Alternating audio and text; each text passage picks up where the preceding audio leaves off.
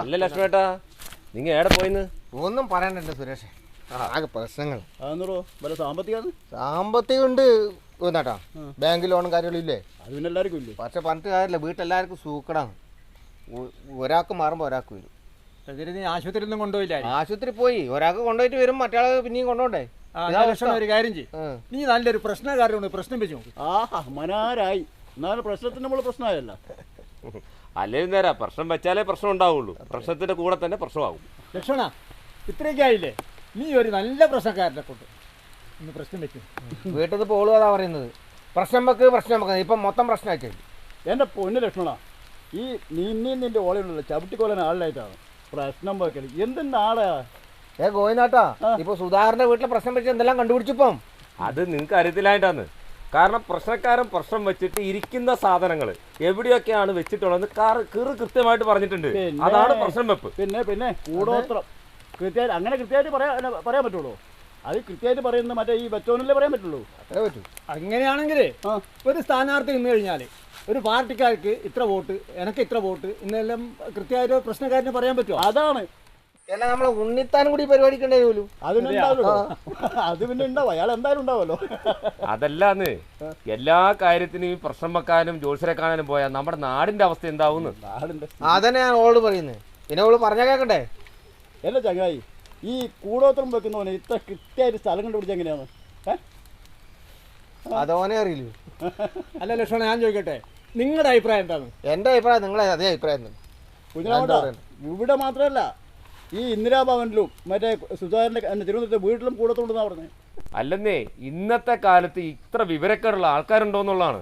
അതല്ല ഇപ്പൊ കണ്ടിന്.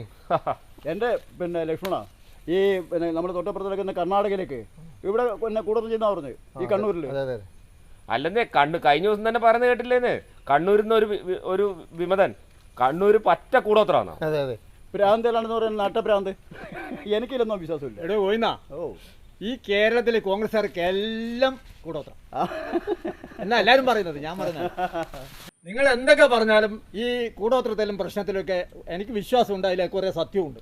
എന്ത് സത്യം ഇരിക്കുന്നത്? ഈ പറയുന്നതൊക്കെ പക്ക വിവരക്കാരാണ്, വേറെ എന്തിരിക്കുന്നു? എനിക്ക് തമാശ ഒന്നും അറിയാം, കേരളം വിദ്യാഭ്യാസ കാര്യത്തിൽ വളരെ മുമ്പോട്ട്. എന്നിട്ടോ ഇപ്പൊ കേരളം ഇപ്പൊ UP അതേ അവസ്ഥ വന്നില്ലേ? അതെ, വിദ്യാഭ്യാസം മാത്രം ഉണ്ടായിട്ട് കാര്യമില്ല സുഹൃത്തുക്കളെ, കുറച്ച് വിവരവും വേണം. അതാണ്, വിദ്യാഭ്യാസം മാത്രം ഉണ്ടായ പോരാ. അതെ, സംസ്കാരവും വിവരവും എല്ലാം വേണം.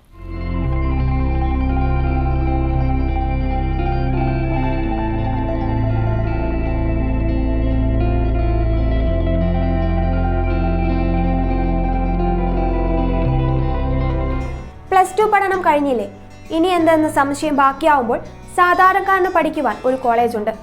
ചെറുപുഴയിൽ സെന്റ് മേരീസ് നഴ്സിംഗ് കോളേജ്. 2 വർഷത്തെ നഴ്സിംഗും ലാബ് ടെക്നീഷ്യൻ കോഴ്സും പഠിക്കുമ്പോൾ തന്നെ ശമ്പളത്തോടു കൂടി ജോലിയും കിട്ടും. ആഴ്ചയിൽ 500 രൂപ വീതം മാത്രം ഫീസ് അടച്ചാൽ മതി.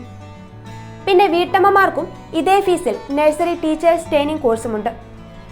ഇതോടൊപ്പം സ്പോക്കൺ ഇംഗ്ലീഷ്, കന്നഡ കോഴ്സുകൾ എന്നിവ സൗജന്യമായി. അഡ്മിഷൻ ഉറപ്പാക്കൂ.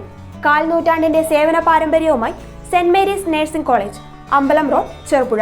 ഫോൺ 9947771550, 9446007032, 9847813409.